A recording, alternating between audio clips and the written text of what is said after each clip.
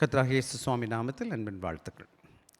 இது அருமையான மாலை பொழுதில் உங்களை எல்லாரும் பார்க்க கர்த்தர் கொடுத்த பாக்கியத்திற்காக நன்றி உள்ளவனாக இருக்கிறேன். உங்கள் கையில் வேத புத்தகம் இருக்குன்னா இந்த வேத புத்தகம் உங்கள் கையில் இருந்தால் தயவுசெய்து திறந்து வச்சுக்கோங்க. பக்கம் 151 புதிய ஏற்பாடு இங்கே பைபிள் இல்லாதவங்க யாராச்சும் வேணும்னா என்னை கேளுங்க, நான் உங்களுக்கு கையில் பைபிள் கொடுக்க விரும்புகிறோம். சரி, எடுத்துக்கிட்டிங்கன்னா அந்த வேத பகுதியில் 151 50 2 பக்கமும் இருக்குது.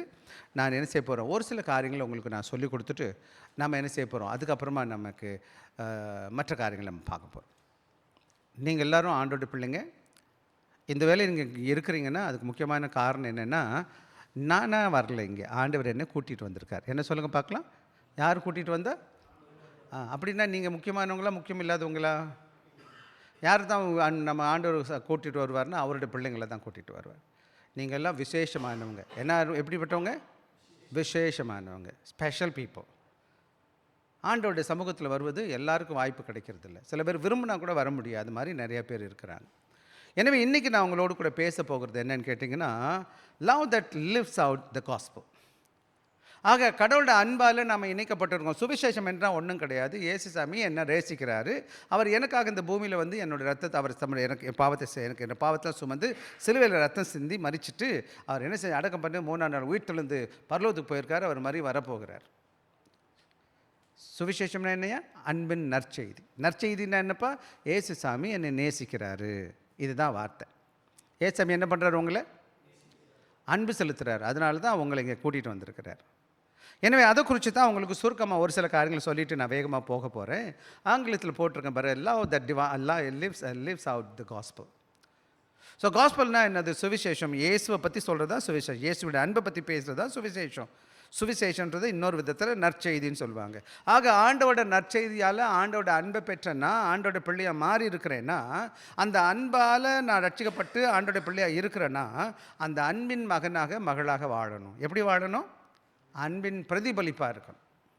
வேதத்தில் சுவிசேஷன் நூலில் எத்தனை சுவிசேஷம் இருக்குங்க? மத்தேயு, மார்க்கு, லூக்கா. இந்த 4 புத்தகம் எங்கே இருக்குதுயா? பைபிளில் இருக்குது. எங்கே இருக்குது? புதிய ஏற்பாட்டில் பைபிளில் இருக்குது. 5வது சுவிசேஷம் எது? 5வது சுவிசேஷம் எது சொல்லுங்கள்? நான் தான் 5வது சுவிசேஷம். சொல்லுங்கள். நான் தான் 5th காஸ்பல். 5th காஸ்பல் எங்கே இருக்குது? இந்த பைபிளை படித்தா தான் இயேசுவை பற்றி தெரியும். என்னை பார்த்தா இயேசுவை தெரியும். எப்போ தெரியும்? அந்த அன்பை நான் மற்றவனுக்கு காமிக்கும் போது. நீங்கள் நிறையா பேர் சொல்கிறாங்க இவங்க கிறிஸ்தவங்க, ஆனால் இயேசுவை பார்த்த மாதிரியே இருக்காது. சில வேலையை சண்டை போடுவாங்க, வம்பு பண்ணுவாங்க, வழக்கு பண்ணுவாங்க. நீங்கள் பார்த்துருக்கீங்களா? கிறிஸ்தவங்க பேர் வச்சுருப்பாங்க. அவங்க கிறிஸ்தவங்க கிடையாது, கிறிஸ்தவ பேர் வச்சவங்க. சரியா? இன்றைக்கி நான் சுருக்கமாக கடன்னு வேகமாக சொல்ல போகிறேன். முதலாவது காரியம், loving one another as Christ has loved. ஆக எப்படி நம்ம நேசிக்கணும்னு வசனம் சொல்லுதுன்னு கேட்டால், எப்படி இயேசு சாமி நம்மளை நேசித்தாரோ அதை போலவே நானும் நீங்களும் ஒருத்தர் நேசிக்கணும். எப்படி நேசிக்கணும்? சொல்லுவோமே, நம்ம பேசுவோமே. சொல்லுங்கள் பார்க்கலாம். இயேசு சாமி என்னை எப்படி நேசித்தாரோ அதை போல் நான் யாரை நேசிக்கணும்? எல்லாரையும் நேசிக்கணும். ஐயா, தங்கம் இல்லை, வெள்ளி வேண்டாம், ஒன்றும் வேண்டாம், அன்பை ஆண்டவர் கொடுக்குறாரு. அன்பு என்பது என்னன்னு கேட்டிங்கன்னா, அன்பு வந்து என்ன செய்யணும்? பகிர்ந்து கொடுக்கப்படணும். என்ன பண்ணணும்யா?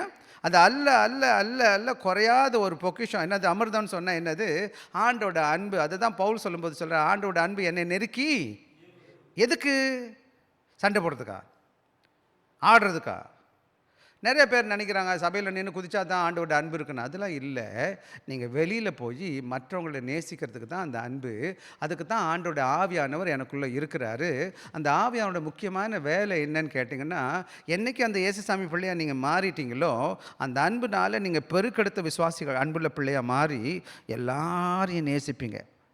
திருவள்ளுவர் சொல்கிற, அன்பிலார் எல்லாம் தமக்குரியர், அன்புடையர் என்றும். என்ன தமிழ்காரனுங்க தெரியல அது. திருப்பி சொல்வோம். அன்புடையார் எல்லாம் தமக்குரியர், அன்பில்லார் எல்லாம் தமக்குரியர், அன்புடையர் என்றும் உரியர் பிறருக்கு. ஆக அன்பால், இயேசுவின் அன்பால் உந்தப்பட்டு அவனோட பிள்ளையாக மாற்றப்பட்ட ஒவ்வொரு மனுஷனும் சுயநல கிறிஸ்தவனாக இருக்க மாட்டான். அவன் பிறரை எப்படி நேசிப்பான்னு கேட்டிங்கன்னா, ஆண்டவர் நேசித்தது போல, இயேசு நேசித்தது போல நேசிப்பான். அதுதான் இன்றைக்கி என்னுடைய முக்கியமான செய்தி. முதலாவது, gospel love is a sacrificial love. ஆண்டவர் கிறிஸ்தவ சுவிசேஷ அன்பு, இயேசுவின் அன்பு எப்படிப்பட்ட அன்புனா தியாகமான அன்பு. எப்படிப்பட்ட அன்பு? ரெண்டாவது, காஸ்பலில் produce obedient fellowship friendship with Christ. யார் ஆண்டோட கிறிஸ்துவ சுவிசேஷ அன்பால் ரட்சிக்கப்பட்டு இருக்கிறாக்கப்பா, அது என்ன செய்யுதுன்னு கேட்டால் கீழ்ப்படிந்து ஆண்டவரோடு ஒரு சிநேகிதனை போல ஒரு அன்பாக இருக்குது. மூணாவது பார்க்குறதுன்னு gospel of bears lasting fruit. அது மாத்திரம் கிடையாது, இந்த கிறிஸ்து ரட்சிக்கப்பட்ட அந்த சுவிசேஷ அன்பு எனக்குள்ள இருக்கும் பொழுது நான் என்ன செய்கிறேன், சாகர மட்டும் என்ன கனி கொடுக்குறேன், அன்பின் கனி கொடுக்க ஆரம்பிக்க போகிறேன். இதெல்லாம் உதவி ஆவியாரோடு செய்வார். எனக்கு தமிழில் கூட நான் போட்டிருக்கேன், நற்செய்தியை வாழ்ந்து காட்டும் அன்பு. நற்செய்தியை கேட்கறது இல்லை, அதை வாழ்ந்து காமிக்கிற அன்பு. சபைக்கு வருகிறோம், மியூசிக் வாசிக்கிறோம், போகிறோம், அதெல்லாம் விட்டுடுவோம். ஆனால் நான் வெளியில் போன பிறகு எப்படிப்பட்ட கடவுளோட பிள்ளையாக இருக்கிறேன் என்பதை நான் பார்த்துக்கணும். போன வாரத்தில் தம்பி மதியலங்கண்ணன் நான் ஸ்விம்மிங் பூலில் பார்த்தேன். எனக்கு தம்பி சகோதரர் வந்து கூட்டிகிட்டு வந்திருக்காரு, நான் கர்த்தருக்கு ஸ்தோத்திரிக்கிறேன். இன்னொரு சகோதரனையும் பார்த்தேன், முத்துக்குமார்னு இன்னொரு சகோதரனை பார்த்தேன். இந்த மாதிரி நான் நிறைய பேரை பார்த்துட்டே இருக்கேன். இன்றைக்கி நல்ல சகோதரர் வந்திருக்கிறார், அவருக்காக ஜெபிப்போம். நற்செய்தியின் அன்பு ஒரு தியாகமான அன்பு. நற்செய்தி அன்பு கிறிஸ்துவுடன் கீழ்ப்படிதல் உள்ள நட்பை உண்டாக்குகிறது. நற்செய்தி அன்பு நிலைத்த கனியை தருகிறது, தொடர்ந்து கனியை தருகிறது. ஆக இந்த வேத வசனத்தை எல்லோரும் வாசிப்போமா? 5வது அதிகாரம் 15வது அதிகாரம் 12வது வசனம் முன்னாடியே இருக்குது, எல்லோரும் முன்னாடி கூட வாசிக்கலாம். நான் அன்பாக இருக்கிறது போல ஒருவரில் ஒருவர். இது நிகழ்காலத்தில் இருக்கா, இறந்த காலத்தில் இருக்குதா? அது சொல்லு. நான் உங்களில் அன்பாக இருக்கிறது போல. என்ன காலம்? என்னையா காலம்? நிகழ்காலம். ஆண்டவர் இப்போ உயிரோ நம்ம அன்பாக இருக்கிறாரா இல்லையா? நீங்களும் ஒருவரில் அன்பாக இருக்க வேண்டும் என்பதே கட்டளை. கற்பனைன்ற வார்த்தை, கற்பனைனா கற்பனை இல்லை, சிந்தனை கிடையாது, கட்டளை. சொல்லுங்கள் பார்க்கலாம், என்னது? யார் கொடுக்குற கட்டளை? என்ன கட்டளை? நான் உங்களை நேசிக்கிறது மாதிரி எல்லாரும் ஒருத்தர் எப்படி செய்யணும்? அன்பாக இருக்கு. சரியா? வாங்க வேகமாக. This is my commandment that ye love one another as I have loved you. ஆங்கிலம் கொஞ்சம் கற்றுக்கலாம். அப்பப்போ நான் ஆங்கிலத்தை பேசுகிறது காரணம் என்னென்னா, நீங்களாம் ஒரு காலத்தில் நல்ல ஆங்கிலம் பேசுகிற பிள்ளையாக மாறிடணும். சரி, இன்றைக்கி தீம் என்னன்னு பார்த்தீங்கன்னா, true Christian love is not merely spoken, it is lived out through the sacrificial obedience and Christ-centered friendship and fruitful witness. முன்னாடி சொன்னது தான். ஆக ஆண்டவர் அன்பு, உண்மையான கிறிஸ்தவ அன்பது வெறும் வாயில் பேசுறது கிடையாது. நாம் எப்படி பாடணும்னு கேட்டால், தியாகமான கீழ்ப்படிதலோடு வாழ்ந்து, இயேசுவுக்கு நெருக்கமான மகனாக வாழ்ந்து, அவருக்கு கீழ்ப்படிந்தது மாத்திரம் அவருக்கு ஏற்ற கனிகளை கொடுக்கறது தான் ஒரு நல்ல ஆவிக்குரிய கிறிஸ்தவ பண்பு. சரிங்களாப்பா? ஸோ என்ன முக்கியமான இதில் கேட்டேன், நம்ம சுவிசேஷ ஆண்டோட பிள்ளையாக மாறின பிறகு எல்லாரும் எப்படி மாறுகிறாங்கன்னா, எப்படி gospel transform believer into people who love one another as Christ love. எப்படி எப்போ ஏசாமி பிள்ளையாக மாறிட்டாங்களோ அவங்க எப்படி இருக்கிறாங்கன்னா, ஏசு நம்மளை எப்படி நேசித்தாரோ அதுபோல் ஒருத்தர் நேசிக்க ஆரம்பிக்கிறாங்க. This is not sentimental love but sacrificial, obedient and fruitful for glory of God. ஆக இந்த அன்பு என்பதுன்னா சும்மா உணர்வுபூர்வமான அன்பு கிடையாது. இது தியாகமான, கீழ்ப்படிந்து கனி கொடுக்குற, மகிமைக்கு, தேவனோட மகிமைக்காக கொடுக்குற அன்பு. இந்த அன்பு எப்படி இருக்கணும்யா? தியாகமானதாக இருக்கணும், கீழ்ப்படிதல் உள்ளதாக இருக்கணும், கனி கொடுக்குறதா இருக்கணும், எல்லாம் ஆண்டோட மகிமைக்காக. ஸோ இன்னைக்கு அதை தான் என்ன சொல்கிறேன், ஒரே ஒரு கதை சொல்லிட்டு போயிடுறேன். ஒரு மிஷினரி, அதாவது ஒரு ஊழியக்காரர், அந்த ஊழியக்காரர் என்ன செஞ்சாரா, ஒரு மிஷினரி காலனிக்கு போனார். மிஷினரி காலனி அல்ல, அது லெப்பர் காலனிக்கு போனார். லெப்பர்னா தெரியுமா உங்களுக்கு? குஷ்டரோகம் பார்த்துருக்கீங்களா? குஷ்டரோகம் தெரியுமா உங்களுக்கு? நல்ல வேலை இந்த காலத்தில் குறைஞ்சிருச்சு, இப்போ ரொம்ப குறைஞ்சிருச்சு.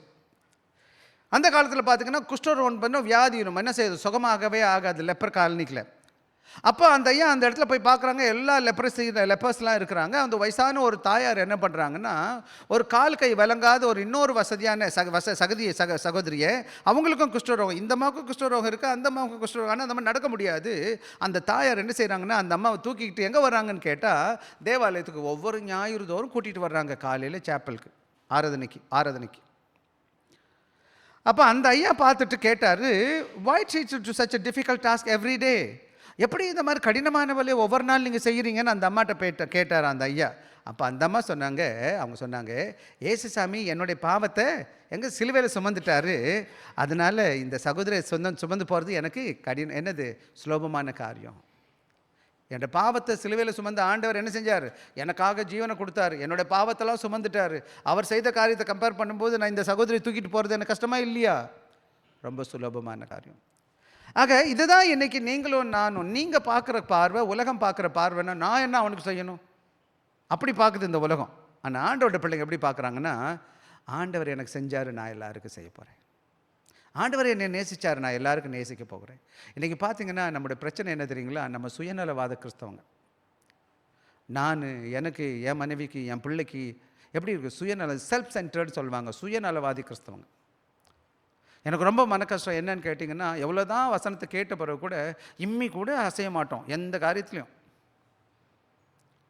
விசேஷமாக இங்கே முடிஞ்ச மட்டும் நம்ம சத்தியத்தை பேச முயற்சி செய்கிறோம் நம்ம திருச்சபையில். கேட்குதுன்னு புரியுதுன்னு. இன்னொரு கேள்வி, உங்களுக்கு புரியுதா நான் பேசுகிறது? தம்பிங்களா, தமிழில் தானே பேசுகிறேன், புரியுதா உங்களுக்கு? புரியலன்னு என்கிட்ட வந்து சொல்லணும், அப்புறம் நான் பேசிக்கிறேன். ஆக மொத்தத்தில் நீங்கள் என்ன பண்ணுறீங்கன்னு கேட்டிங்கன்னா, கர்த்தரோட வார்த்தையை கேட்கறது கிடையாது, இந்த காற்றுல வாங்கிட்டு இதை சிந்தித்து இந்த இருதயத்தில் செஞ்சு யோசித்து அந்த உணர்வில் வந்து அது செய்கையில் வரணும். காதில் கேட்குறது சிந்திக்கணும், சிந்திக்கிற சிந்தனை இல்லாத இந்த இருதயத்தை தொடணும். அந்த இருதயத்தின் தொடுதல் என்ன பண்ணணும்னா கையிலால் செய்யணும், மற்றவர்களுக்கு போகணும். ஏசாமி அப்படி தான் எனக்கு காமிச்சார். ஆனால் இன்றைக்கி நம்மால் என்ன பண்ணுறான், இந்த காதில் வாங்கி இப்படி விட்டுட்டு போயிடலாம். சரி, நீங்கள் எப்படின்னு, நீங்களாம் ரொம்ப நல்லவங்க, நீங்களும் அப்படி பண்ண மாட்டீங்க. ஆக இந்த உலக வாழ்க்கையில் என்ன பார்க்குறீங்கன்னா, the world defines the love by feeling and convenience. ஆக இந்த உலகம் எப்படி சொல்லுதுன்னு கேட்டிங்கன்னா, அன்பை பற்றி பேசும்போது எனக்கு உணர்வு இருந்தால் நான் நேசிக்கிறேன், அல்ல எனக்கு நேரம் இருந்தால் நான் நேசிக்கிறேன் அப்படி சொல்லுது. ஆண்டவரோட அன்பு சொல்லுது அப்படி கிடையாது. Jesus defines the love by sacrification obedience. ஆண்டவரோட அன்பு எப்படின்னா தியாகமான அன்பு. ஆண்டவர் எப்படி என் மேலே அன்பு வச்சார் தெரியுமா? எப்படி நம்ம மேலே அன்பு வச்சார்னா, ஆண்டவர் சிலுவையில் மரித்து எனக்காக ஜீவனை கொடுத்து அவரோட அன்பை வெளிப்படுத்தி இருக்கிறார். அதுதான் இங்கே பார்க்குறோம். ஸோ என்னன்னு கேட்டிங்கன்னா, சில வேலைகளில் நான் சுவிசேஷ பிள்ளைகளாக இருக்கிற நாம விசுவாசிச்சா மட்டும் பத்தாது. ஆண்டவர் நல்லவர், அவர் நல்லவராக இருக்கிறார் நீங்கள் நினைக்கிறீங்க, நல்லது தான். ஆனால் அதை வாழ்ந்து காமிக்கணும். நம்ம என்ன பண்ணணுமா? இன்றைக்கி நம்ம பேசுகிறோம், நமக்கு எல்லாருக்கும் தெரியும் இயேசு நல்லவர்னு கேட்டால் எல்லோரும் சொல்லுவோம், ரொம்ப நல்லவர், என்ன பண்ணார், சிலுவையில் மரிச்சிட்டார், செத்துட்டார் அப்படின்னு சொல்லுவீங்க. அது எனக்கு செஞ்சு காமிச்சார். ஸோ 1 யோவான் 15வது அதிகாரத்தில் பார்க்கும்போது இந்த காரியங்கள்லாம் இயேசுசாமி எப்போ சொல்கிறாருன்னு கேட்டிங்கன்னா, இந்த விசேஷம் இந்த அதிகாரத்தை சொல்லும் பொழுது இன்னும் கொஞ்சம் நேரத்தில் அவர் என்ன செய்ய போகிறாருன்னா, கடைசி காலத்தில் வரப்போகிறார், மறிக்க போகிறாரு. அவர் என்ன செய்ய போகிறாங்க, இந்த உலகத்தில் எல்லாரும் அவர் என்ன செய்ய சிலுவையில் அறிய போகிறாங்கன்னு தெரிஞ்ச போது கூட அவர் சொன்னது மாத்திரம் கிடையாது, அவர் இந்த உலகத்தில் எப்படி அன்பு காமிக்கிறது செய்து காண்பித்து நமக்கு என்ன செய்கிறார், சிலுவையில் மறித்து காமிச்சிருக்கிறார். எனவே நானும் நீங்களும் நம்முடைய ஆண்டவர் என்ன சார் சொன்னவர் மாத்திரம் கிடையாது, செய்து காமிச்சிருக்கிறார். இந்த 13வது அதிகாரத்துலேருந்து 17வது அதிகாரத்துக்கு வந்து பேசுவீங்கன்னா ஃபேர்வெல் டிஸ்கோர்ஸ்னு சொல்லுவாங்க. ஃபேர்வெல்னா என்னது? இயேசுசாமி இந்த 33 வருடம் வாழ்கிறார். இந்த பூமியில் வாழ்ந்த பிறகு என்ன செய்கிறார், சிலுவையில் மறித்து 3ஆம் வீட்டிலிருந்து 40 நாள் இந்த பூமியில் வாழ்ந்து பரமேறி போகிறார். போகிறதுக்கு முன்னாடி அவர் என்ன செய்கிறாருன்னு கேட்டால், தன் வாசேஷோடைய கால்களை கழுவுகிறாரு. அங்கே என்ன சார் திருவிருந்த அந்த ராபோஜனத்தை ஏற்படுத்துகிறாரு. அவர் தம்முடைய மரணத்தை குறித்து சொல்லுகிறாரு. அது மாத்திரம் கிடையாது, அவர் என்ன செய்கிறார், 15வது முதல் பகுதியை பார்த்தீங்கன்னா உண்மையான என்னது அங்கே தமிழ் போட்டிருக்க திராட்சை செடி என்னன்னு சொல்லிக் கொடுக்குறாரு. அப்புறம் எல்லாரும் கனி கொடுக்கணும்னு சொல்கிறாரு. அப்படி கனி கொடுக்குற மக்கள் எவிடன்ஸ் ஆஃப் அபைடிங் இல்லை, நாம் கனி கொடுக்குறவங்களா இருப்போமானா எப்படிப்பட்ட அன்புள்ள பிள்ளைகளாக காணப்படுவோம்? என்ன எப்படிப்பட்ட அன்புள்ளவங்களாக காணப்படுவோம்? Love is visible fruit of the invisible gospel. இயேசு நற்செய்தியை சொல்கிறோம், பார்க்க முடியாது. ஆனால் அன்பு எப்படி செய்ய முடியும்? பார்க்க முடியும். நான் அன்பாக ஒருத்தட்ட பேசுகிறேன், அன்பாக உதவி செய்கிறேன், அன்பாக கால்களை கழுவி விடுறேன், இறக்கி போய் செஞ்சுட்டு இருக்கிறேன். அது மக்கள் பார்ப்பாங்களா, பார்க்க மாட்டாங்களா? ஸோ இன்றைக்கி அதை பறித்து நான் சுருக்கமாக வேகமாக சொல்ல போகிறேன். 12வது வசனம், 13வது வசனம், 1 யோவான் 15, 12, 13வது வசனம். நான் உங்களில் அன்பாக இருக்கிறது போல நீங்களும் ஒருவர் அன்பாக இருக்க வேண்டும் என்பதே முதலாவது. நல்லா புரிஞ்சுக்கணும், லவ் இஸ் கிரைஸ்ட் கமாண்ட். ஆண்டவருடைய அன்பு என்ன செய்கிறார்? 12வது வசனத்தை அவர் கட்டளை கொடுக்குறார். கட்டளைன்னா என்ன அர்த்தம்? நாம் ஃபீல் பண்ணினா மட்டும் பார்த்தாது, அது அவர் சொல்லலை, நீ உனக்கு விருப்பப்பட்டா உன் நேசிக்கணும்னா நேசின்னு சொல்லலை. அவர் இங்கே கட்டளை கொடுக்குறாரு. இதுக்கு என்ன கிடையாது, இட்ஸ் ஒபீடியன்ஸ். நம்மகிட்ட வேணுங்கிறது என்னன்னு கேட்டிங்கன்னா, அவர் கமாண்ட் பண்ணும்போது, கட்டளை கொடுக்கும்போது ஒரே ஒரு காரியம் தான் நான் செய்ய முடியும். என்னது? நான் கண்டிப்பாக கீழ்ப்படியணும். The word command reminds us that love is the mark of genuine discipleship. ஆக உண்மையான இயேசுசாமி பிள்ளையா இருக்கிறவனுக்கு முதல் அடையாளம் என்னன்னு கேட்டிங்கன்னா, அவன் அன்பின் பிள்ளையா இருக்கிறான், அன்புக்கு கீழ்ப்பட்டவனாகிறான், அன்பால் கட்டப்பட்டவனாக இருக்கிறான், அன்பை பிரதிபலிக்கிறவனாக இருக்கிறான், அன்புக்கு கீழ்ப்படுகிறவனாய் காணப்படுகிறான். இயேசுசாமி எனக்கு கட்டளை கொடுத்துருக்கா செய்திகளுக்கு. உண்மையான ஆண்டவருடைய பிள்ளை யாராக இருந்தாலும் அவன் ஆண்டவருடைய பிள்ளையா இருக்கிறான்னு எப்படி தெரியும்னு கேட்டால், அவன் அன்பை வச்சு தான் தெரியும். ரெண்டாவது பார்த்தீங்கன்னா 13வது பக்கத்து பிசி எப்படி நேசிக்கணும்னு சொல்கிறாருன்னா, நான் எப்படி உங்களை நேசித்தேனோ அதை போல. அப்படி தானே சொல்லுதுயா? என்ன சொல்லுதுங்க அந்த வசனம்? இல்லை 12 கடைசி பகுதி வாசிக்கும். நான் உங்களில் அன்பாக இருக்கிறது போல. 12 பீன்னு போட்டேன், தப்பாக போட்டேன். ம் ம் நான் இந்த உலகம் நேசிக்கிற மாதிரி இல்லை, என் உலகத்தில் எங்கள் குடும்பம் நேசிக்கிற மாதிரி கிடையாது, இல்லை என் நண்பன் நேசிக்கிற மாதிரி கிடையாது. ஆனால் இது எப்படி இருக்கணும்னு கேட்டால், யார் நேசிக்கிற மாதிரின்னு கேட்டால், ஏசுசாமி நேசிக்கிற மாதிரி நான் நேசிக்கணும். Love like Jesus. யார் மாதிரி நேசிக்கணும்? ஏசாமி நேசிக்கிற மாதிரி நேசிக்கணும். அந்த ஆண்டவருடைய இயேசு கிறிஸ்து அன்பு எப்படிப்பட்டதுன்னு கேட்டால், நிபந்தனையற்றது, மன்னிக்கிறது, என்னது பொறுமையாக இருக்கும், தாழ்மையாக இருக்கும், தியாகமாக இருக்கும். எப்படி இருக்கும்ப்பா? ஆண்டவராக இயேசு கிறிஸ்துவின் அன்பு நிபந்தனை இல்லாதது. பார்த்திங்கன்னா நம்மளாம் நல்லவங்க கிடையாது, கெட்டவங்க தான். ஆண்டவர் நம்ம நேசிச்சிருக்கிறார். பல வேலைகள் நம்ம ஆண்டவர் விரோதமாக செஞ்சுருக்கிறோம், ஆண்டவர் மன்னிச்சிருக்கிறார். பல வேலைகள் நம்ம எவ்வளோ காரியத்தில் ஆண்டவர் பொறுமையாக இருந்திருக்கிறார், எவ்வளோ ஆண்டவர் தாழ்மையாக இருந்திருக்கிறார், எவ்வளோ தியாகமாக ஆண்டவர் இருந்திருக்கிறார். எனவே நம்ம நேசிக்கிறாரு. 2வது 13 சொல்லுது, அப்படி சொல்லிட்டு வந்தவர், நான் உங்களை அன்பாக இருக்கிறது போல ஒருவன் தன் சிநேகிதருக்காக வாசிக்கலாம் எனக்காக அன்பிலும் இருக்கிறதுலே உயர்ந்த அன்புன்னு கேட்டால் ஒருவனுக்காக தன் ஜீவனை கொடுக்குற அன்பு. இயேசு கிறிஸ்து இங்கே யாரை பற்றி பேசுகிறாருன்னா, தன்னுடைய ஜீவனை பற்றி பேசுகிறார். அவர் இன்னும் 2 கொஞ்சம் கட்சி என்ன செய்ய போகிறாருன்னு கேட்டால், சிலுவையில் மறிக்க போகிறார். இதெல்லாம் முடிச்சு போச்சு பேசின பிறகு யூதாஸ் காமிச்சு கொடுக்க போகிறான். அது மட்டும் என்ன செய்யறாரு, அவர் என்ன சிறைச்சாக்கி என்ன விசைகள் பிடிச்சிட்டு போவாங்க, அடிப்பாங்க, அவங்க சிலுவையில் தொங்க விடுவாங்க. ஆனால் அவரோட மரணம் யாருக்காக இருந்துச்சு வேதம் சொல்லுதுன்னு கேட்டால், உங்களுக்காகவும் எனக்காகவும் என்ன செய்கிறார் இயேசுசாமி?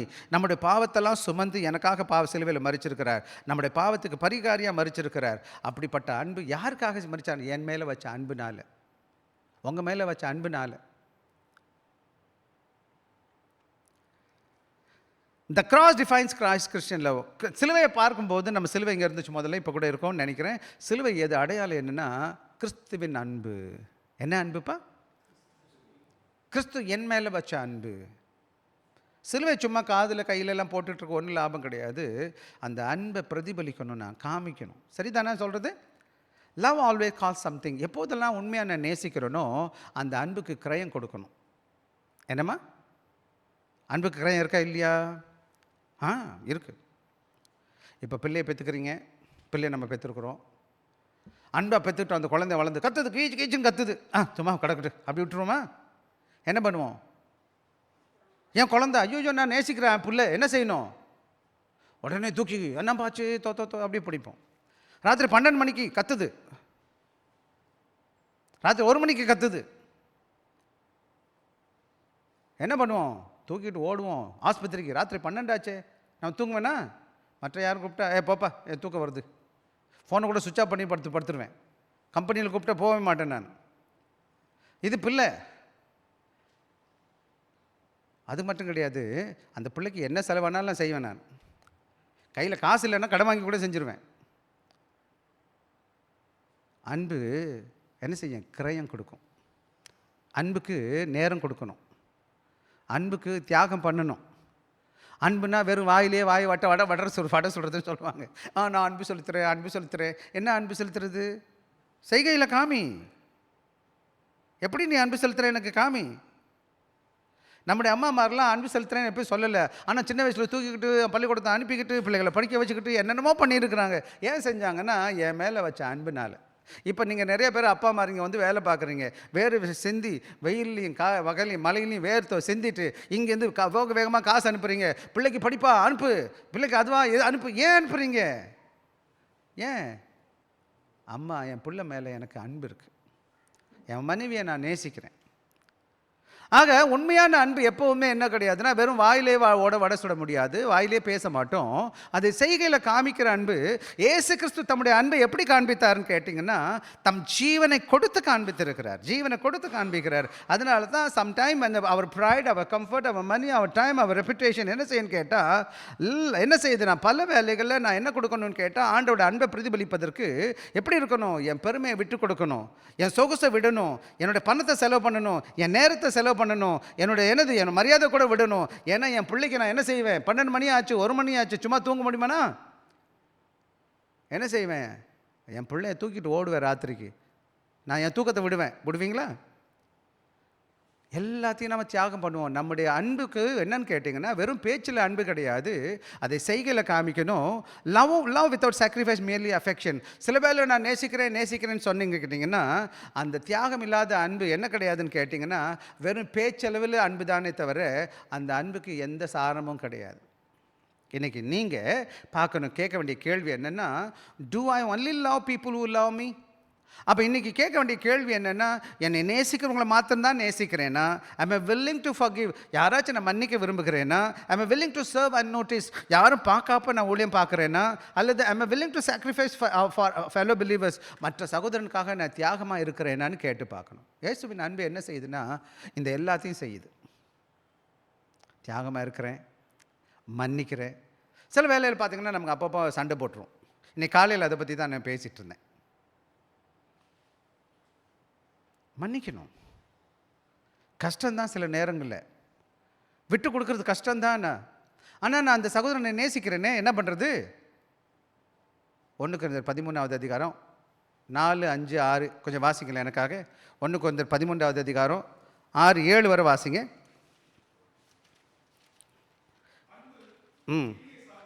எல்லாம் எடுத்துட்டிங்களா? ஒரே ஒரு நிமிஷம் நில்லுங்க பார்க்கலாம். எல்லோரும் இப்போ தான் உருட்டுறாங்க. எடுங்கப்பா, பக்கம் சொல்லுங்கப்பா. 239 புதிய ஏற்பாட்டில். இப்போ வாசிங்க ஒரு ஆள். அன்பு நீடிய சாந்தமும் தயமும் உள்ளது, அன்பு பொறாமப்படாது, அன்பு புகழாது, இருமாப்பா இருக்காது, அயோக்கியமான செய்யாது, தற்பொழிவை நாடாது, சினமடையாது, தீங்கு நினையாது, அதையாசி சந்தோஷப்படும், சகலத்தையும் தாங்கும், சகலத்தையும் விசுவாசிக்கும், சகலத்தையும் நம்பும். ஐயா, அன்பான பிள்ளைகளே, கிறிஸ்துவின் அன்பு என்ன செய்யுதுன்னா, இந்த சொல்லப்பட்ட பட்டியலில் எத்தனை பண்பு நமக்கு இருக்குது. இது கிறிஸ்துவின் அன்பை பற்றி அகாப்பே அன்புன்னு சொல்லுவாங்க கிரேக்கில். இன்றைக்கி நான் அது ரொம்ப டீப்பாக பேசலை, மேலோட்டமாக பேசிகிட்டு இருக்கிறேன். இந்த அன்பு உயர்ந்த அன்பு, உன்னதமான அன்பு, தெய்வீக அன்பு. இந்த அன்பு மனிதனால் புரிஞ்சுக்கொள்ள முடியாது. ஆண்டவரோட அன்பு உள்ளே இருந்தால் மட்டும்தான் இதை நான் என்னால் செய்ய முடியும். இல்லைன்னா அவன் நேசித்தா தான் நான் நேசிப்பேன், அவன் மன்னிச்சா தான் நான் மன்னிச்சுப்பேன். அப்படின்னு தான் நான் என்னையை பார்த்து எல்லோரும் பார்க்குற மாதிரி தான் நான் ஊழியம் பண்ணுவேன், சேவை பண்ணுவேன். யாரும் பார்க்காம யாருக்கும் உதவி செய்ய மாட்டேன். ஆனால் ஆண்டவோட அன்பு எப்படிப்பட்டதுன்னா, வெளியேறப்பெற்ற அன்பு. இந்த வெளியேறப்பெற்ற அன்பு தான் இன்றைக்கி நிறையா கடவுளோட பிள்ளைங்க தங்கள் வாழ்க்கையை தேவனுக்கு கொடுத்துருக்குறாங்க, ஜீவனை கொடுத்துட்டு ஊழியம் பார்த்துருக்குறாங்க. என்னத்துக்கு கேட்டிங்கன்னா, இதில் எந்த விதமான ஆசீர்வாதம், யார் உங்களை புகழ போகிறது கிடையாது, யார் உங்களை அள்ளி கொடுக்க போகிறது கிடையாது. அப்படி ஏமாத்துறவங்க நிறைய பேர் இருந்தால் கூட, உண்மையாக ஊழியம் செய்கிறவங்க தங்கள் வாழ்க்கையை தியாகமாக ஊழியம் செய்தது காரணம் என்னென்னு கேட்டிங்கன்னா, அவங்களோட நெருக்குனது என்னென்னா, ஆண்டவோட அன்பு நெருக்குச்சு. யாருடைய அன்புப்பா? இயேசுவின் அன்பு என்ன செஞ்சிச்சு? அவங்கள கொஞ்சம் கொஞ்சமாச்சும் இருக்கணும். எனவே நானும் நீங்களும் இயேசுவை போல மாறணும். 2வது 14வது வசனம் 15வது வசனம் வாசிங்க. யோவான் 15வது அதிகாரம் 14, 15வது வசனம். நான் உங்களுக்கு கற்பிக்கிற யாவையும் நீங்கள் செய்வீர்களானால் என் சிநேகிதராக இருப்பீர்கள். இனி நான் உங்களை ஊழியக்காரர் என்று சொல்லுகிறதில்லை. ஊழியக்காரன் தன் எஜமான் செய்கிறதை அறிய மாட்டான். நான் உங்களை சிநேகிதர் என்றேன், ஏனெனில் என் பிதாவினிடத்தில் நான் கேள்விப்பட்ட. ஆக காஸ்பல், யார் இயேசுசாமி பிள்ளையா உண்மை மாறிட்டீங்களோ, ஆண்டவரோட அந்த சிநேகிதராக மாறுகிறோம். எப்போன்னு கேட்டிங்கன்னா, அவரோட வார்த்தைக்கு கீழ்ப்படிந்து அவருக்கு அன்பு செலுத்துகிறது போல பிறரை செய்யும்போது நான் யாரோட நண்பனாக மாறிடுறேன்னு கேட்டால், இயேசுசாமியுடைய நண்பனாக மாறிடுறேன். ஏசாமி நம்மளை எப்படி சொல்கிறாரு? என் வேலைக்காரன் சொல்ல மாட்டார். ஊழியக்காரன்னு என்னோட அசிஸ்டண்ட், எனக்கு வேலைக்காரன் சொல்லலை, என்னோட நண்பன் சொல்கிறார். இன்றைக்கி நீங்களும் நானும் இயேசுசாமியின் நண்பனாக இருக்கிறோமா அல்லது வேலைக்காரனாக இருக்கிறோமா என்ற கேள்வி உங்களுக்கு வரணும். இது எவ்வளோ பெரிய கிருபை பாருங்கள். உங்கள் பாஸ் உங்களை கூட்டிகிட்டு வந்து கையில் தோட்டு போட்ட ஃப்ரெண்ட் அப்படின்னு சொன்னால் எப்படி இருக்கும் உங்களை? சில வேளை உங்கள் பாஸை பக்கத்துலேயே போக முடியாது, கேட்கவே முடியாது, பேசவே மாட்டாங்க. சில பாஸ் எல்லாம் பார்த்தா சில பாஸ்க்கெலாம் அப்பாயின்மெண்ட் கிடைக்கவே கிடைக்காது. சில சர்ச்சுக்கெலாம் போனால் பாஸ்டர் பேசவே முடியாது. பெரிய பாஸ்டர், கொம்பு முளைச்ச பாஸ்டர்லாம் நிறையா இருப்பாங்க. அப்படியே பெரிய பெரிய இப்படி தான் வருவாங்க. பார்த்துருக்கீங்களா? ஏசாமி என்ன சொல்கிறாரு? நீ என் ஃப்ரெண்டுன்னு சொல்கிறாரு. நீங்கள் ஃப்ரெண்டா? நான் ஃப்ரெண்டா? யார் அவங்க ஃப்ரெண்டெல்லாம்? ஏசாமி சொல்கிறார், உங்களை பார்த்து என் ஃப்ரெண்டுன்னு சொல்கிறார். நீங்கள் என்னுடைய சிநேகிதன் சொல்கிறார். நீங்கள் இருக்கிற அத்தனை பேர் யார்? யாருடைய சிநேகிதர்? எப்போ சிநேகிதர்? அவரை போல அவருடைய பிள்ளைகளை நேசித்தாதான் அவர் சிநேகிதர். அவரை நேசிக்கிற மாதிரி, அவர் நேசிக்கிறவங்கள நேசிக்கிறவங்க தான் அவன் சிநேகிதர். So what amazing grace, the creator call sinner as friends. ஆக நானும் நீங்களும் பாவிங்க, நமக்கு நான் அந்த மாதிரி தகுதி இல்லை. இந்த உலகத்தை படைத்த, இந்த உலகத்தெல்லாம் உருவாக்கின ஆண்டவர் என்ன சொல்கிறாரு இந்த சாயங்கால வேலையில்?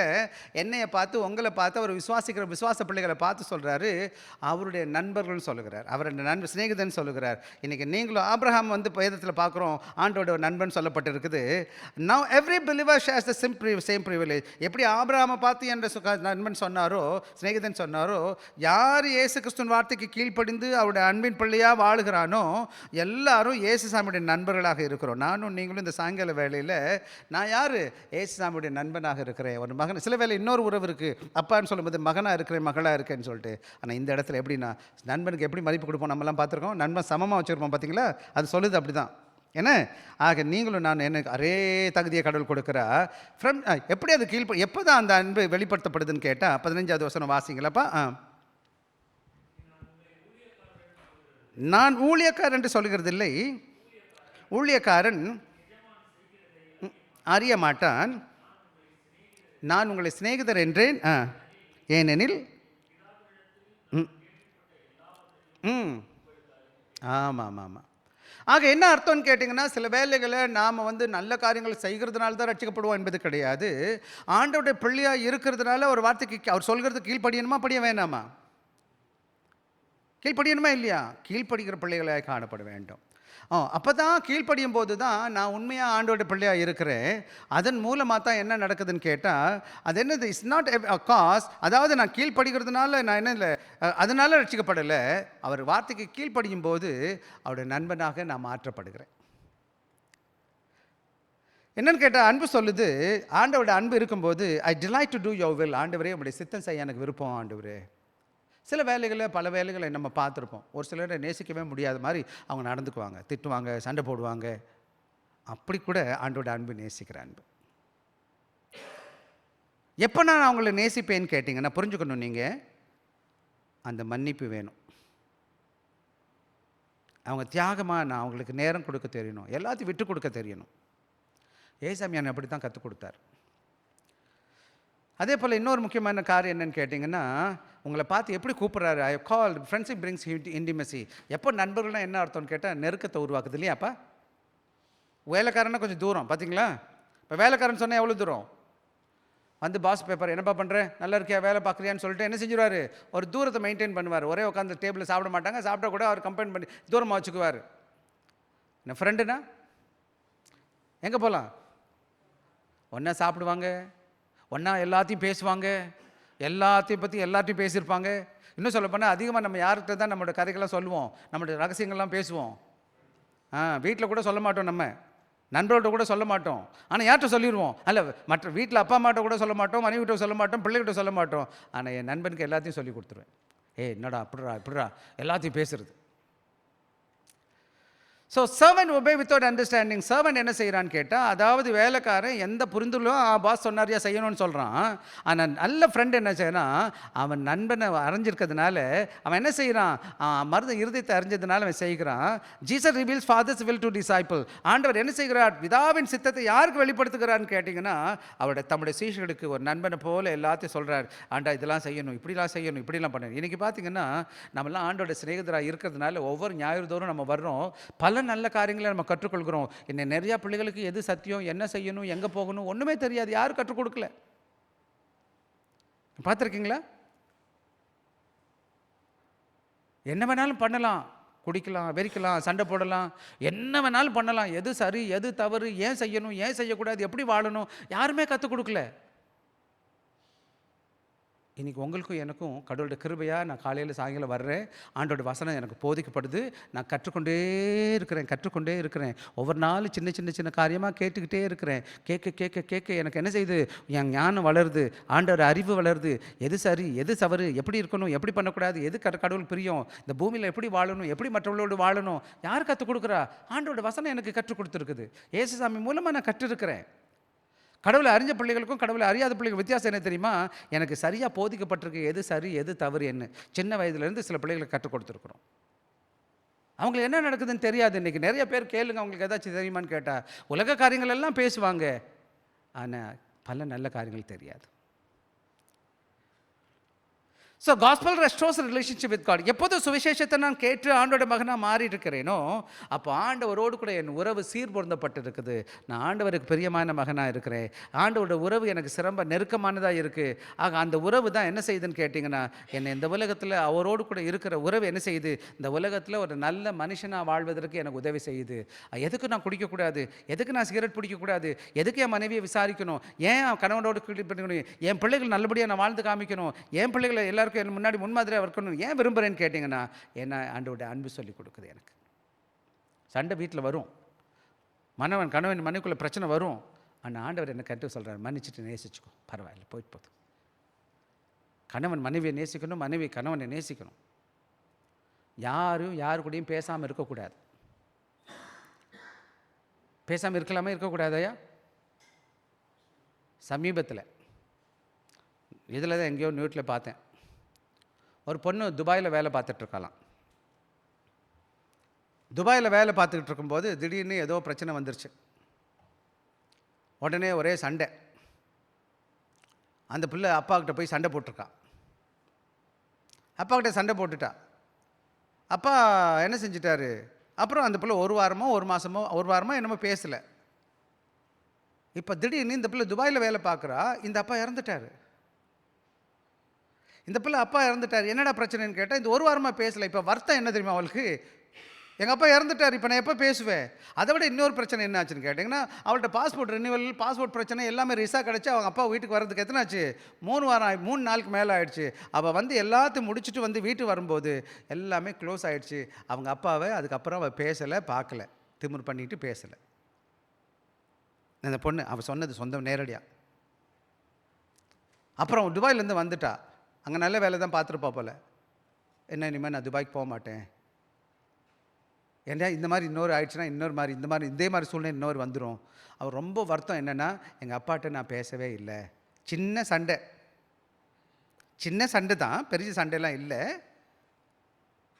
உங்களுக்கு கடவுளோட பிள்ளைகளாக இருக்கிற நாம வைராக்கியம் வேண்டாம், விட்டு கொடுத்து போயிடலாம், பொறுமையாக இருந்துக்கலாம். யார் குறை பண்ணலை, யார் எல்லாரும் நல்லவங்க, நம்ம எல்லாம் எவ்வளோ தவறு பண்ணியிருக்கிறோம். ஆண்டோட அன்பு என்ன செய்யக்கூடாது, எல்லாரையும் மன்னிக்கணும், எல்லார்ட்டையும் அன்பாக இருக்கணும், எல்லாருக்கும் தன்னுடைய நேரத்தை கொடுத்து. மற்றவங்க தப்பாக பேசினா பேசிட்டு போகிறாங்க, அவன் கோழைன்னு சொன்னாங்கன்னா கொள்ளை சொல்லிட்டு போகிறாங்க. நம்ம கோழையா இல்லையான்னு ஆண்டவருக்கு தெரியும். நம்ம அன்பு செலுத்துறதுனால நம்ம என்ன இருக்கிறோம். ஏசாமி சிலுவையில் அறையும் போது பலர் நினைக்கிறாங்க ஏசாமிக்கு ஒன்றுமே செய்ய முடியல, அவர் மறந்துட்டார்னு. வசனம் சொல்லுது, அவர் சொன்னார் 72,000 தூதர் வந்திருப்பானா. 72,000 தூதர்கள் அந்த நேரத்தை வந்திருப்பாங்களாம். எத்தனை பேர்? 72,000 தூதர் வந்து அங்கே இருக்கிற ஏன்னாச்சும் இருந்திருப்பானா? ஒரு நிமிஷத்தில் ஒன்றும் இல்லாமல் போயிருப்பானுங்க. ஏசுசாமி முடியாமல் கிடையாது, ஏன்னா அவர் அன்புள்ள, அவர் மன்னிக்கிறவராக இருக்கிற, பொறுமையாக இருக்கிறதுனால அவர் என்ன செஞ்சிட்டார், அவர் ஒன்றுமே செய்யலை, போங்கடா செஞ்சுட்டு போங்கடா, தெரியாமல் செய்கிறீங்கன்னு சொல்லிட்டு விட்டுட்டு பொறுமையாக இருந்துட்டார்.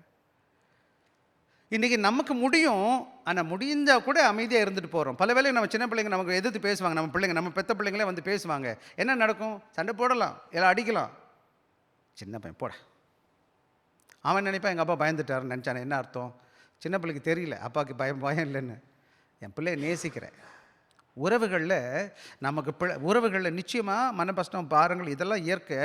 ஆண்டோட அன்பு எல்லாத்துக்கும் மேலே வரணுமே தவிர அதை கீழே போகக்கூடாது. இன்றைக்கி பல வேலைகள் நம்மளோட பிரச்சனை என்ன தெரியுமா, அன்பு கிடையாது, அதுக்கு பதிலாக வைராக்கியமும் என்னது சண்டையும் சச்சரவும் வம்பு வழக்கம். இன்றைக்கி கடவுளோட பிள்ளைங்க மாதிரியே இல்லை. அதனால தான் இன்றைக்கி கடவுளோட பிள்ளைங்க, அறியாத கடவுள் பிள்ளைகளுக்கு நம்ம நல்ல மாதிரி கிடையாது. we no longer enemies. நாம் யாவரும் யாருன்னு கிடையாது, எதிராளிகள் கிடையாது. we become beloved friends. ஆக நாம் எல்லாரும் சபையில் எவ்வளோ மோசமான குடிகாரனாக இருக்கட்டும், அயோக்கியனாக இருக்கட்டும், திருடனாக இருக்கட்டும், கொலகாரனாக இருக்கட்டும், எவ்வளோ மோசமானவனாக இருக்கட்டும், அவனை நான் எப்படி பார்க்கணும்னு கேட்டால் ஆண்டோட மகனாக பார்க்கணும், ஆண்டோட மகளாக பார்க்கணும். எவ்வளோ பெரிய ஆளாக இருந்தாலும் சரி, எப்படி பார்க்கணும்? ஆண்டோர் படைத்த படைப்பு. கிறிஸ்தவத்துக்குள்ளே இன்னொன்று புரிஞ்சுக்கங்க. நீங்கள் கிறிஸ்தவ சபைக்குள்ளே வந்த பிறகு உயர்ந்தவன் தாழ்ந்தவன் கிடையாது, ஏழை பணக்காரன். அதாவது யோவான் கலாத்தியர் 3வது அதிகாரம் இடாலும் ஒரு ஆடு எடுங்க. கலாத்தியர் 3வது அதிகாரம் 28வது வசனத்தை வாசிங்க. 28 29. யூதன் என்றும் கிரேக்கன் என்றும் இல்லை, அடிமை என்றும் சுயாதீனனும் என்றும் இல்லை, ஆண் என்றும் பெண் என்றும் இல்லை, நீங்கள் எல்லாரும் கிறிஸ்து இயேசுவுக்குள் ஒன்றாக இருக்கிறீர்கள். நீங்கள் கிறிஸ்தவர்கள் உடையவர்கள் ஆனால் ஆபிரகாமின் சந்ததியராயும் வாக்குத்தத்தத்தின் படியே. என்னைக்கு நானும் நீங்களும் ஆண்டோட சபைக்கு வந்துட்டோமோ, இங்கே உயர்வு தாழ்வு, ஏழை பணக்காரன், படித்தவன் படிக்காதவன், அமெரிக்கன்காரன், இந்தியாக்காரன், சிங்கப்பூர்காரன், அப்பியார், இப்போ சிங்கப்பூர் சிட்டிசன், அந்த மாதிரி பிரிவு வரவே கூடாது. நம்ம எல்லாம் ஆண்டோட பிள்ளைங்க. எப்படி வரணும் தம்பி? அந்த வசனம் சொல்லுது, யூதனும் கிடையாது, கிரேக்கனும் கிடையாது, அடிமையும் கிடையாது, சுயாதீனனும் கிடையாது, ஆணும் கிடையாது, பெண்ணும் கிடையாது, எல்லா இயேசுவுக்குள்ள ஒன்றாக இருக்கிறோம். எல்லாரும் ஆண்டோட பிள்ளைகளாக இருக்கிறோம். இதை இன்னொரு அந்த 29 அழகாக சொல்லுது. நீங்கள் வாக்குத்தத்தின்படி யாருடைய பிள்ளைகளாக இருக்கிறீங்களா? ஆபிரகாம் பிள்ளைகளாக இருக்கிறீங்களா? ஆபிரகாம் பிள்ளைகளுக்கு என்ன சுதந்திரம் இருக்கோ, ஆசீர்வாதமாக இருக்கோ, அதே ஆசீர்வாதம் எனக்கும் உங்களுக்கும் ஆண்டவர் கொடுக்குறார். யார்வின் மூலமான? இயேசுசாமி மூலமாக. சார் நம்மளாம் யார் இப்போன்னு கேட்டிங்கன்னா, நண்பர்கள், கிறிஸ்துவின் நண்பர்கள். கிறிஸ்துவின் நண்பர்கள்லாம் நம்மளாம் கிறிஸ்துவுக்கு நண்பர்களாக இருந்தால் நம்மளாம் யாருப்பா? நம்மளாம் யாருப்பா? ஏசாமி நம்முடைய ஃப்ரெண்டு, நம்மளாம் ஏசாமி ஃப்ரெண்டு. அப்போ நம்மளாம் யார்? ஃப்ரெண்ட்ஸ். சரி, அதே போல் how do we cultivate friendship with Christ? எப்படி உருவாக்கணும்னு கேட்டால், ஒவ்வொரு நாளும் ஆண்டவர்கிட்ட ஜெபிக்கணும், வேதத்தை சிறப்பாக வாசிக்கணும், ஒவ்வொரு நாளும் ஆண்டோட வாரத்திற்கு தவறாமல் வரணும், ஆண்டோட வார்த்தைக்கு கீழ்ப்படியணும். அப்புறம் என்ன செய்யணும்? பரிசுத்தமாக வாழ்வதற்கு ஒப்பு கொடுக்கணும், அவருடைய பிள்ளைகளை நேசிக்கணும். என்ன பண்ணணும்ப்பா? நேசிக்கணும். அது மாத்திரம் closer walk with Christ more than we are. எப்போது நான் நெருக்கமாக ஆண்டவருக்கு நெருக்கமாக நேசிக்க வழி நான் போகிறேனோ, அப்போ நான் மற்றவங்களோடும் அன்பாக இருப்பேன். ஆண்டவர் எவ்வளோ நேசிக்கிறேன்னா அதே மாதிரி யாரை நேசிக்கிறேன்? நான் ஆண்டோட பிள்ளைகளை நேசிக்கணும். 3வது பகுதி 16, 17 வாசிக்கலாம். நீங்கள் என்னை தெரிந்து கொள்ளவில்லை, நான் உங்களை தெரிந்து கொண்டேன்.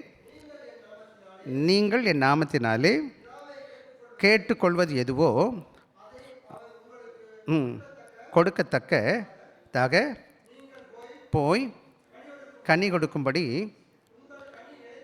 உங்கள் கனி நிலைத்திருக்கும்படி ஏற்படுத்தினேன். 17வது.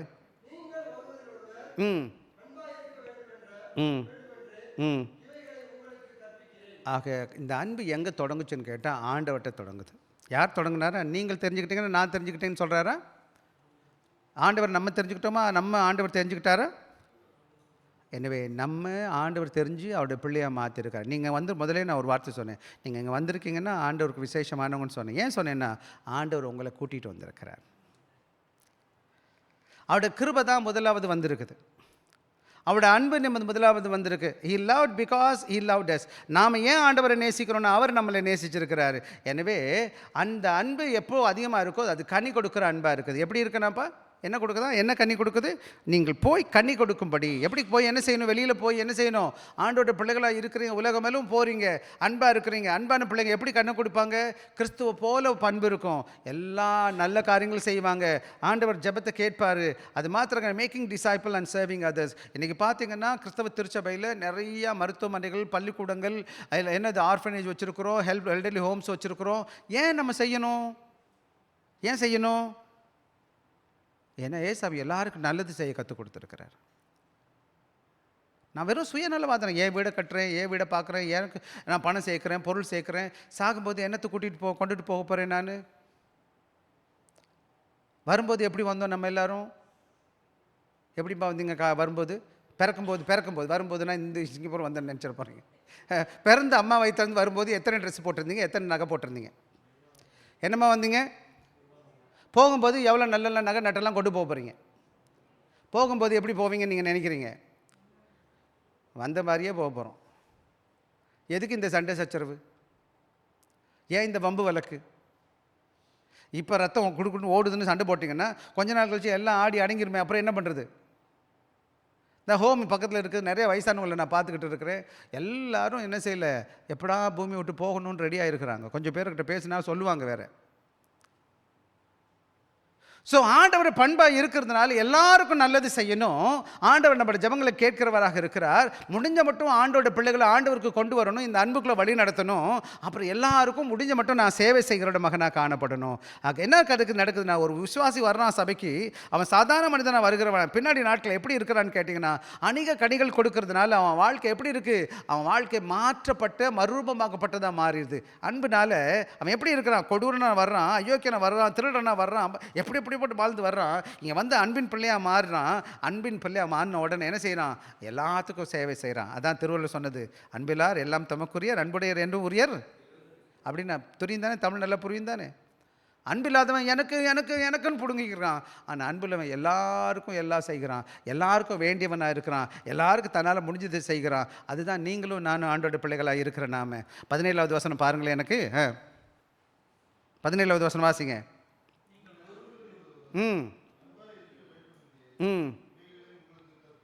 அதுதான் ஏசாமி, நீ ஒருத்தருக்கு ஒருத்தர் அன்பு செலுத்தணும். அன்பு செய்யும் போது எப்படி இருக்குன்னா, அன்பான காரியம், அன்பான இந்த சபை எப்படி இருக்கணும்னு கேட்டால், கர்த்தரோட பிள்ளைங்க வர்றாங்க, கடவுள் அறியாத பிள்ளைங்க வர்றாங்க, எல்லாரும் அன்பின் பிள்ளைகளாக இருக்கிறீங்க, எல்லாம் அன்பாக பேசுகிறீங்க, எல்லாரும் உபசரிக்கிறீங்க, விசாரிக்கிறீங்க, நீங்கள் அன்பாக இருக்கிறீங்க, எங்கள் சண்டை சச்சரவு கிடையாது, எல்லாம் ஒற்றுமையாக இருக்கிறீங்க. அங்கே கடவுளுடைய அன்பு இருக்கிற இடத்துல ஆண்டோட என்னது அந்த சூழ்நிலை எப்படி இருக்கும்? அந்த அட்மாஸ்பியர்னு சொல்லுவாங்க இங்கிலீஷில். அங்கே பார்க்கும்போதே எப்படி இருக்கும்? ஒரு அமைதி இருக்கும், அந்த அன்பு இருக்கும். சில இடங்கள்லாம் போனால் ஏன்டா அங்கே போனோன்னு இருக்கும், பார்த்துருக்கீங்களா? அப்படியே அந்த அந்த அட்மாஸ்பியரே டென்ஷனாக இருக்கும். ஒரு சண்டை போட்டுக்கிட்டு ஒரு மாதிரி அப்படி மாதிரி பண்ணிக்கிட்டு நமக்கு ஏன்னா போகணும். நம்ம அந்த மாதிரி இடத்துக்கு நானும் போகிறதே இல்லை இந்த காலத்தில், எங்கேயுமே அங்கே போகிறதில்ல. ஆக என்னன்னு கேட்டால், அப்படிப்பட்ட atmospheres early church conquered the Roman world not by political power by extraordinary love. ஆக ஆதி திருச்சபை வளர்ந்ததுக்கு ஒரே ஒரு காரணம் என்னன்னு கேட்டால், அவங்க கையில் அரசாங்கம் கிடையாது, அல்லது அரசியல் எல்லாம் எதுவுமே கிடையாது. ஆனால் ஒவ்வொருத்தரும் என்னது விளையேறு பெற்று என்னது அசாதாரணம் வந்து அன்பின் நிமித்தமாக, சாதாரணமாக அன்பு இல்லை, அவங்களாம் தங்கள் ஜீவனை கொடுத்தாங்களாம்ப்பா. எரியிறாங்க, எரியும் போது கூட ஆண்டவரை பாடிக்கிட்டே செத்து போயிட்டான். எரியுது, அவங்கள எரிய வைக்கிறாங்க. உயிரோடு இருக்கவங்கள எல்லாருக்கும் நல்லது செய்கிறாங்க. யார் தங்களுக்கு எதிராக இருந்தாங்களோ அவங்களுக்கு அவங்க நல்லது செய்தாங்க. ஆதி திருச்சபையில் என்ன ஆச்சுன்னு கேட்டால், முதல் திருச்சபையில், ரோம திருச்சபையில், ரோம அரசாங்கத்தில், ரோம நாட்டில், அதாவது முதல் நூற்றாண்டுல எல்லாம் அவங்கள எரிச்சிருக்கிறாங்க, கொல்றாங்க. அப்போ கூட அவங்க எப்படி இல்லை, யாருக்கும் எதுவும் செய்யலை, துரோகம் பண்ணலை, அன்பாக அவங்களுக்கு முன்னாடி அந்த அந்த அன்பின் நிமித்தமாக வேகமாக யார் அவங்க பார்த்தாங்களோ, அந்த போர்ச்சவர்கள்லாம் பார்த்தான் பார்த்தீங்களா, அவெல்லாம் கடவுளை ஏற்றுக்கிட்டான். பிரசங்கமெல்லாம் பண்ணலை இவங்க போய். So when believer love one another, gospel become visible. எப்படி ஆண்டவருடைய விசுவாச பிள்ளைங்க ஒருத்தர் நேசித்து அன்பை பிரதிபலிக்கிறாங்களோ அப்போது ஆண்டவருடைய சுவிசேஷம் வெளிப்படுது. முதல்ல நான் சொன்னேன் பார்த்தீங்களா, சுவிசேஷம் 4 வேதத்தில் இருக்குது. 5வது நீங்கன்னு சொன்னேன். நீங்கள் போகிற இடங்களில் அன்பின் பிள்ளையாக இருக்கேன், எல்லாம் அன்பாக விசாரிக்கிறீங்க, பார்க்குறீங்க, பேசுகிறீங்க, உதவி செய்கிறீங்க, ஊழியம் பார்க்குறீங்க. அவங்க கேட்குறாங்க, யாரப்பா இவர்? உங்கள் வாழ்க்கை கிறிஸ்துவ பிரதிபலிக்குது. முடிச்சிருமா? முடிச்சிடலாம் கொஞ்சம் நேரத்தில். Does our church display gospel love? நம்முடைய அன்பு, நம்முடைய சபையில் இந்த அன்பை நம்ம பார்க்க முடியுதா? மற்றவங்க கடவுள் அறியாதவங்க வர்றாங்க சபைக்கு, உங்கள்கிட்ட மன்னிப்பாக பார்க்க முடியுதா? நீங்கள் ஒற்றுமையாக இருக்கிறீங்களா? இரக்கமுள்ளவங்களா இருக்கிறீங்களா? உதாரத்துவமாக இருக்கிறீங்களா? தாழ்மையாக இருக்கிறீங்களா என்று நான் கேட்டு பார்க்கணும். இன்றைக்கி greatest இவாஞ்சலிஸ்ட் strategy is a genuine Christian love. உண்மையாக நம்ம சுவிசேஷத்தை போய் எல்லாருக்கும் கத்தி மெகா போனை வச்சுக்கிட்டு மியூசிக் போட்டுக்கிட்டு டப்பா டுமான்னு அடிச்சுக்கிட்டு இருக்கிறத விட்டுட்டு, நம்ம எல்லாரும் இங்கே இருக்கிற எல்லாரும் போய் எல்லாரும் அன்பின் பிள்ளைகளாக சேவை செஞ்சோன்னு வச்சுக்கோங்களேன், ஆண்டவர் தன்னால் அவருடைய பிள்ளைகள் நிறைய பேர் கூட்டிகிட்டு வந்துடுவார். இன்றைக்கி சபை பிரச்சனை என்னன்னு கேட்டால், சபைக்குள்ளே மட்டும்தான் இவ்வளோ நான் பேசுகிறோம், வீட்டை விட்டு வெளியில் போன பிறகு நான் மனுஷனாக என்ன செய்கிறேன், எந்த தியாகமும் என்னால் பண்ண முடியல. ஸோ ஒரு சில காரியங்கள் சொல்லிட்டு விட்டுறேன். Love is a command to obey. அன்பு என்பது கட்டளை, நான் கீழ்ப்படியணும். எனக்கு விருப்பப்பட்டாலும் விருப்பப்படாட்டி என்ன செய்யணும், சில வேலைகள் எனக்கு விருப்பம் இருக்கும், என்னன்னு கேட்டால் நமக்கு ஐயோ வேணான்னு, ஆனால் கூட நான் அன்பு செய்ய கூட்டுப்படுறேன். Love requires sacrifice. என்ன செய்யணும், சில வேலை நம்ம உண்மையான அன்பு என்ன செய்யுதுன்னு கேட்டால் எதையோ தியாகம் பண்ணணும். என் நேரத்தை கொடுக்கணும், என்னை பெருமையை விட்டு கொடுக்கணும், எல்லாத்தையும் விட்டு கொடுக்கணும். சில வேலைகளில் என் பணத்தை கூட செலவு பண்ண வேண்டியிருக்கும் நல்லதுக்காக. Love grows through abiding Christ. எப்போது நான் ஆண்டவரோட அன்பில் வளருவேன்னு கேட்டிங்கன்னா, வேத வசனத்தை கீழ்ப்படிந்து அவருக்கு கீழ்ப்படியும் போது, அவரோட வார்த்தைக்கு கீழ்ப்படியும் போது. எங்கள் அப்பாவை நான் நேசிக்கிறேன் எனக்கு எப்படி தெரியும்னா, எங்கள் அப்பா வார்த்தைக்கு நான் கீழ்ப்படிச்சிருப்பேன். நான் என் பிள்ளை என்னை நேசிக்கிறான்னு எப்படி தெரியும்? என் பிள்ளை எனக்கு கீழ்ப்படிஞ்சாதான். அப்போ எப்போது நான் ஆண்டோட வார்த்தைக்கு கீழ்ப்படிய ஆரம்பிக்கிறேனோ, அப்போ அந்த அன்பு எனக்கு மேலே மேலே மேலே வர ஆரம்பிக்குது. ஆண்டோட அன்பை கேட்குறேன், ஆண்டோட வார்த்தையை கேட்குறேன். இப்படி தொடர்ந்து நீங்கள் சபைக்கு வருகிறீங்க, தொடர்ந்து வார்த்தையை கேட்டுகிட்டே இருக்கிறீங்க, கொஞ்சம் கொஞ்சமாக வளர்ந்துட்டு இருக்கீங்களா இல்லையாப்பா? ஸோ வித்தவுட் அப்படி நம்ம வராமல் இருப்போம்னா ஆண்டவர்களை வளர முடியாது. வசனத்தை வருஷத்துக்கு ஒரு முறை வந்து போனோம்னா வளர முடியுமா? முடியாது. So love strengthens Christian. எப்போது நான் அன்புள்ள கிறிஸ்தவனாக இருக்கணும், ஒருத்தர் அன்பு என்ன செய்யுது? என்னை பக்குவப்படுத்துது, பலப்படுத்துது. எனவே சபையில் என்ன இருக்கணும்? ஒற்றுமை காணப்படணும். ஏன்னா love becomes our witness to the world. நீங்கள்லாம் ஒற்றுமையாக இருக்கும்போது சபைகள் பார்த்திங்கன்னா, சபையில் உள்ள மக்களுக்கு கற்றவங்களுக்கெல்லாம் ஒரு சாட்சியாக இருக்க முடியும். கடைசியில் ஒரே ஒரு கதை சொல்லிவிட்டு நான் முடிச்சிட போகிறேன். ஒரு இடத்துல என்னாச்சுன்னு கேட்டிங்கன்னா, பெரிய கொள்ளை நோய் வந்துருச்சு ஒரு இடத்துல. கொள்ளை நோய் வந்ததுனால அங்கே இருக்கிற மக்கள்லாம் எல்லாத்தையும் விட்டுட்டு ஓடுறாங்க. இப்போ நீ கொள்ளை நோய் வந்துச்சு, சார்ஸ் இல்லை இது பேர் என்னது, கோவிட் வந்த மாதிரி எல்லோரும் ஓடுறாங்க. ஆனால் அங்கே இருக்கிற மக்கள் எல்லாம் செத்துக்கிட்டு இருக்கிறாங்க. அங்கே ஒரு சின்ன சபை இருந்துச்சு. அந்த சபையில் உள்ள கிறிஸ்தவங்க மட்டும் என்ன செஞ்சாங்கன்னா, அங்கே போய் அவங்க உயிருக்கு கஷ்டம், அவங்களுக்கும் வியாதி வந்துடும், என்ன பண்ணுறதுன்னு தெரியல. ஆனால் கூட அங்கே இருக்கிற மக்கள் சுகவீனமாக இருக்கிறவங்களை வியாதியஸ்தர்களுக்கு பாதுகாத்து அவங்களுக்கு உணவு கொடுத்து அவங்க இறக்குறவங்களை என்ன செஞ்சு மரியாதையை கூட அடக்கம் பண்ணிவிட்டு அவங்க என்ன துக்கத்தை அவங்களுக்கு தெரிவித்து அவங்க என்ன செஞ்சாங்கன்னு கேட்டால் அவங்களுக்கு ஊழியம் பார்க்க ஆரம்பித்தாங்க. இத்தனைக்கும் அவங்களுக்கு என்ன வரும்? இதே பிரச்சனை இருந்துச்சு, அவங்களும் இறக்க வேண்டிய சூழ்நிலை வந்துச்சு. அதே போல தான் அன்றைக்கி அங்கே நிறையா அவங்க அந்த சபையில் உள்ள சில விசுவாசிகளையும் இறந்துருக்கிறாங்க. ஆனால் இறந்தாலும் கூட அவங்க அன்பு நிமித்தமாக மக்களுக்கு சேவை செய்வதை தெரிஞ்சுக்கிட்டு அவங்க என்ன செஞ்சாங்க? கடைசி மட்டும் அவங்களுக்காக ஊழியம் செஞ்சு தங்கள் ஜீவனை கொடுத்து ஆண்டோட சாட்சியாக இருந்தாங்க. அந்த உலகத்தில் இருக்கிற மற்றவங்க பார்க்கும்போது ஆச்சரியமாக இருந்துச்சு. எப்படா எல்லாரும் பயந்து பயந்து ஓடுறான், இவன் என்னடா போய் பண்ணிட்டு இருக்கான் சாகும்போது கூட. அப்போ தான் சொன்னாங்க, see how they love one another. இங்கே பாருங்கள் எவ்வளோ அன்பானுக்குள்ளவங்களாக இருக்கிறாங்கன்னு அவங்க சொன்னாங்க மற்றவங்க பார்த்துட்டு. அதுதான் இன்றைக்கி நம்முடைய சபைக்கு நம்முடைய வாழ்க்கையில் தேவை. அந்த அன்பு பார்க்கக்கூடியதாக இருக்கணும், தியாகமுள்ள அன்பாக இருக்கணும். எப்போது நான் அன்போடு கூட தியாகமோடு கூட மற்றவங்களை முன்பாக செய்ய ஆரம்பிக்கிறனோ, அப்போது நான் பிரசங்கமே பண்ண வேண்டாம். என்னோட அன்பில் ஆண்டவர் ஏசாமி எப்படிப்பட்டவராக இருக்காருன்னு தெரியும், எல்லாருக்கும் தெரியும். அவங்க என்ன சொல்லுவாங்க? உண்மையிலே இந்த ஆண்டவர் உண்மையிலே அன்புள்ளவர்னு சொல்லுவாங்க. நாம் இன்றைக்கி நிறையா நேரங்களில் இந்த அன்பை கேட்டுக்கிட்டு இங்கே வாங்கி விட்டுட்டு வெளியில் போய் சண்டை போட்டுட்டு வம்பு பண்ணிக்கிட்டு இருக்கும்போது இவன் பார்க்குறான், என்னடா சர்ச்சுக்கு பைபிளை தூக்கிட்டு போகிறான், நான் சண்டே ஞாயிற்றுக்கிழமை வேற போகிறான், அவன் எப்படி இருக்கிறான்? அன்பில்லாதவனாக இருக்கானே. இன்னொன்று இந்த வசனத்துக்கு உண்மையாக இல்லையே அவனுக்கு தெரியாது, ஆனால் உங்களுக்கு தெரிய ஆரம்பிக்கும்.